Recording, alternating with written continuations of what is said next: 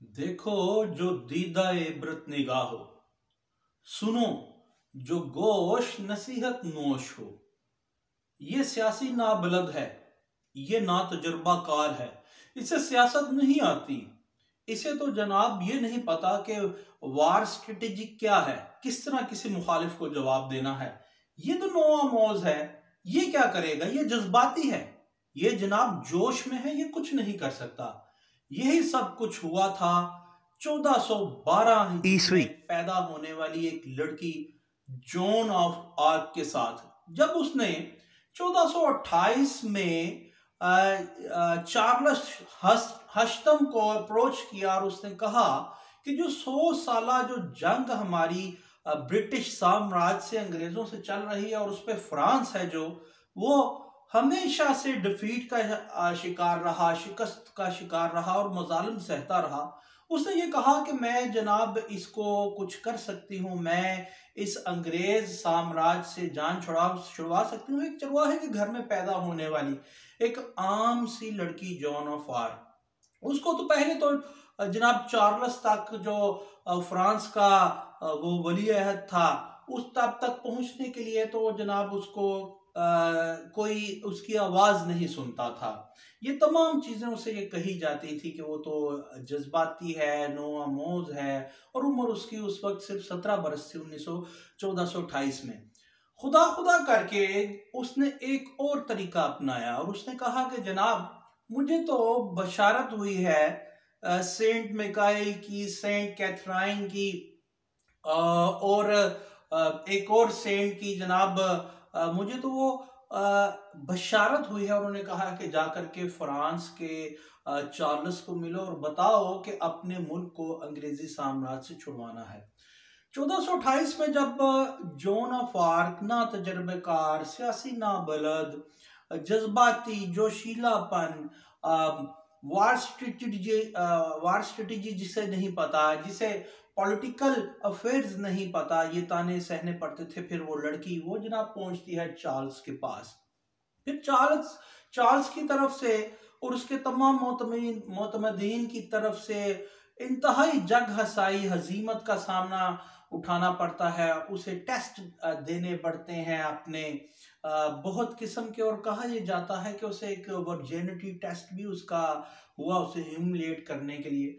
और फिर जनाब खुदा खुदा करके 17 बरस की उम्र में उसे जनाब जो सीज ऑफ ओरलीन्स था, जो ओरलीन्स का शहर था जिसका मुहासरा किया हुआ था अंग्रेज साम्राज्य ने और 100 बरस से फ्रांस के ऊपर डोमिनेटिंग था, वहां भेजा जाता है।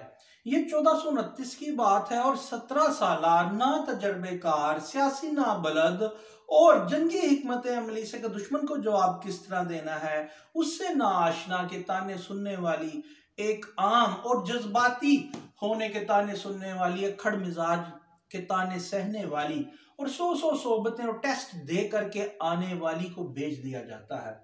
और 1429 में सिर्फ 17 बरस की उम्र में वो लड़की जनाब वो ओरलीन्स के शहर को और उसके किलों को जनाब वो जो मुहासरा था अंग्रेज का, ना सिर्फ उनसे छुड़ा लेती है बल्कि अंग्रेज को भाग करके पसपा होने पर मजबूर कर देती है।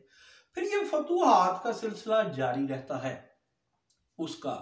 उसके बाद फ्रांस के जो फौजी थे और जो चार्ल्स था उसका मोराल काफी बुलंद होता है और फ्रांस शोहरत की बुलंदियों पर उसके फौजियों का एंथुजियाज्म पहुंच जाता है।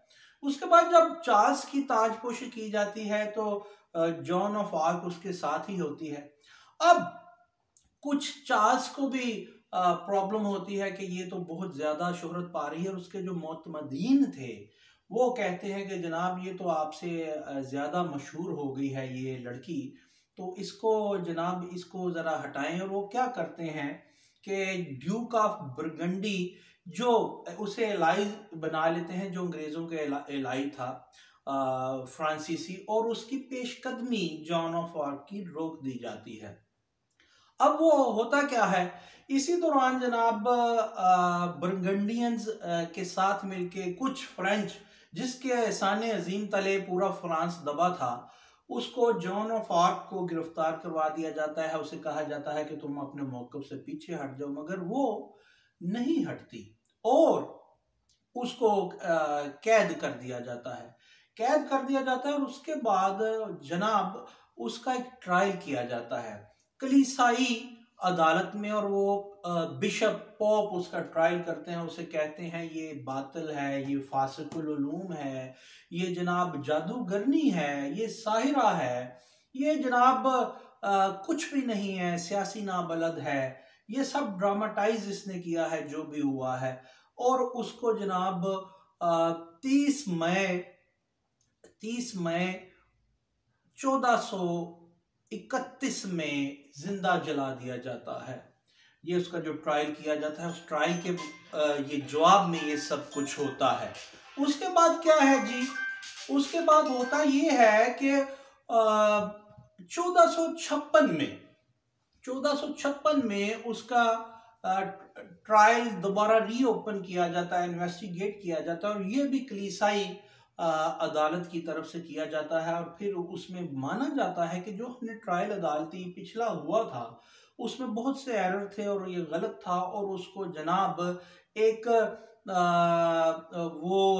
बागी, एक सियासी नाबलद, एक जज्बाती, एक जादूगरनी का लक़ब हटा के उसे शहीद का लक़ब अता कर दिया जाता है।